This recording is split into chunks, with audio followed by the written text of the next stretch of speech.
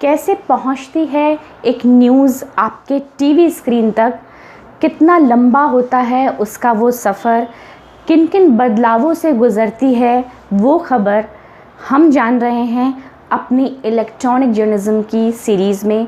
बने रहिए मेरे साथ।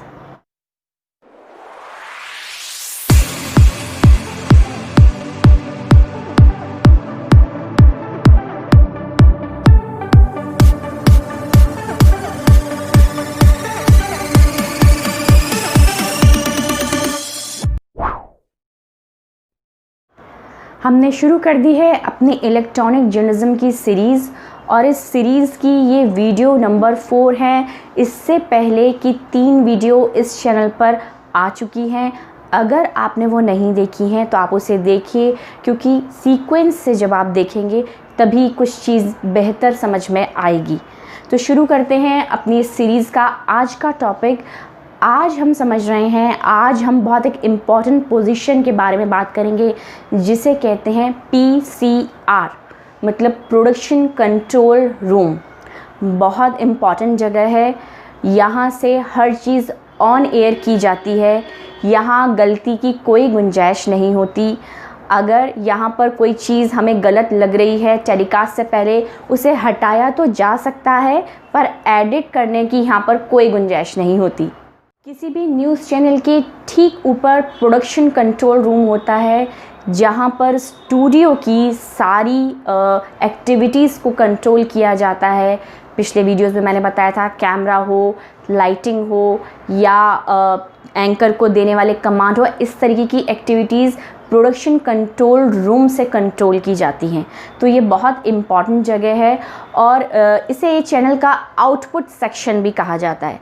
मैं एक आइडियल न्यूज़ चैनल की हायरार्की से आपको समझा रही हूँ, वरना आज तो छोटे छोटे कमरों में पूरे चैनल रन किए जा रहे हैं, लेकिन मैं एक आइडियल न्यूज़ चैनल में जो जो पोजीशंस होती हैं उस हायरार्की से मैं आपको समझा रही हूँ। तो ये बहुत इम्पॉर्टेंट जगह है। यहाँ पर 2 पार्ट्स में डिवाइड होती है ये जगह, एक टेक्निकल सेक्शन और एक न्यूज़ सेक्शन। तो टेक्निकल के बारे में हम बाद में बात करेंगे, पहले हम न्यूज़ के बारे में आ जाते हैं। यहाँ पर 8 पोजीशन मेनली होती हैं, टेक्निकल और न्यूज़ मिला के। उसमें से इम्पॉर्टेंट पोजीशंस होती हैं जैसे transmission, producer, graphics, TP, AM audio mixture, VM voice mixture, इस तरीके की 8 पोजीशंस होती हैं। हम एक एक पोजीशन को डिटेल में लेके चलेंगे। आज हम सबसे पहले बात करते हैं अपना ट्रांसमिशन सेल के बारे में, जो PCR के अंदर ही होता है। ट्रांसमिशन सेल में 24/7 काम होता है, ड्यूटीज़ लगती हैं शिफ्ट वाइज। बहुत इम्पॉर्टेंट पोजीशन है ट्रांसमिशन सेल। यहाँ पर ट्रांसमिशन का स्मूथली जो रन करने की ज़िम्मेदारी है वो ट्रांसमिशन सेल के ऊपर होती है। मतलब यहाँ मेनली आप समझिए कि 2 बुलेटिन्स के बीच का जो गैप होता है, मतलब एक बुलेटिन आपका ख़त्म हुआ और दूसरा एंकर आके बैठा और उसने अपना सेटअप किया, उसने ईयर प्लग लगाया और उसने अपनी पोजीशन सेट करी। ये जो टाइम होता है, इसको फिल करने के लिए जो ज़िम्मेदारी होती है वो ट्रांसमिशन सेल की होती है।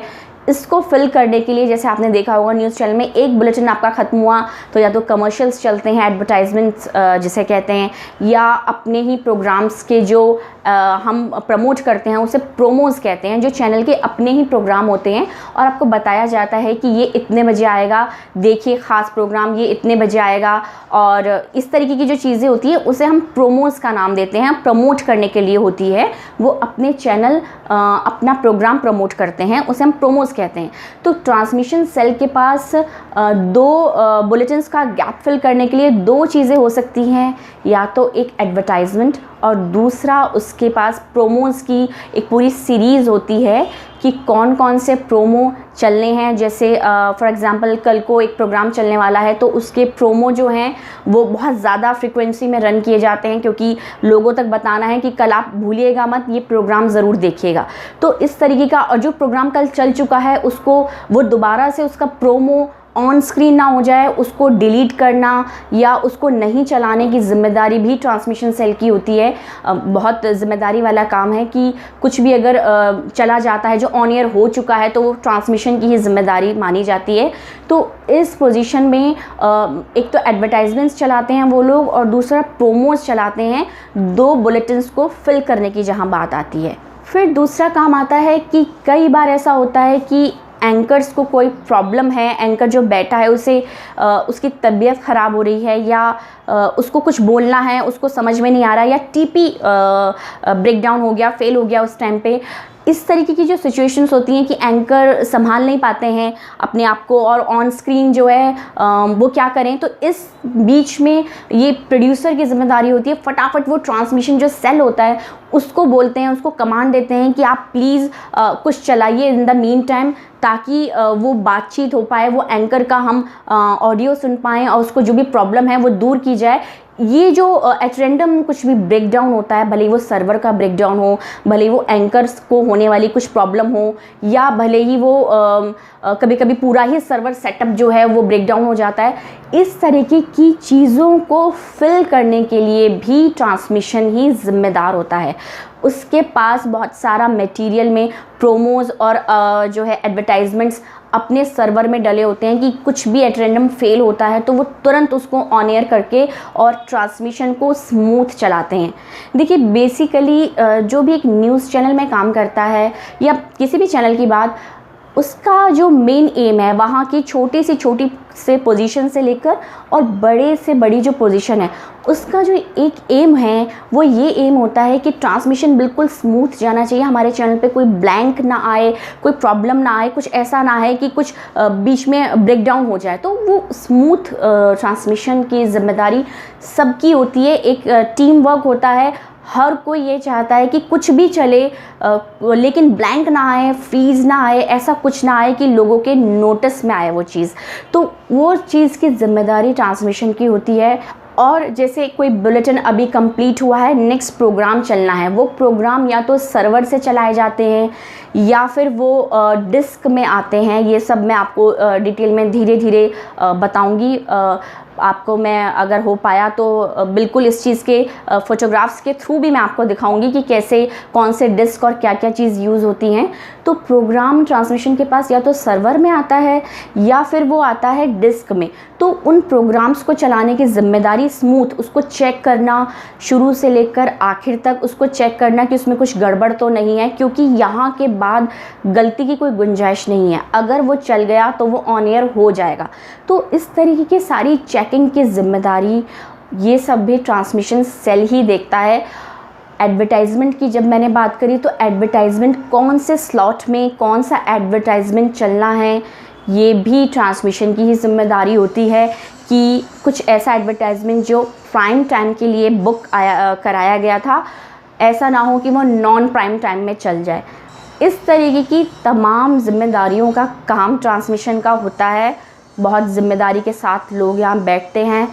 एट अ टाइम 2 या 3 लोगों की ड्यूटी लगाई जाती है, क्योंकि अगर बाय चांस एक इंसान को कोई प्रॉब्लम है या उसे उठना पड़ा तो वहाँ पर और लोग मौजूद रहें, क्योंकि उस पोजीशन को कभी भी किसी भी कीमत पर खाली नहीं छोड़ा जाता है।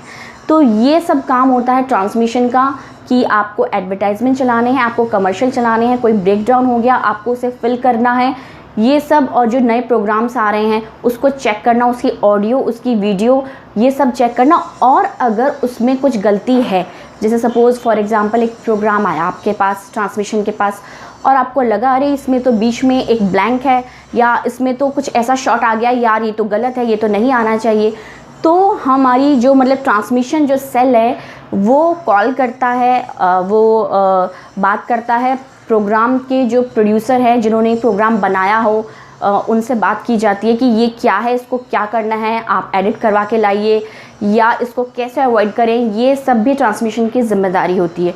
तो कुल मिला के सारा ट्रांसमिशन 24 घंटे का जो होता है 24/7, वो कैसे स्मूथ बनाया जाए, उसमें कोई गड़बड़ ना हो, ये सब ट्रांसमिशन का काम होता है।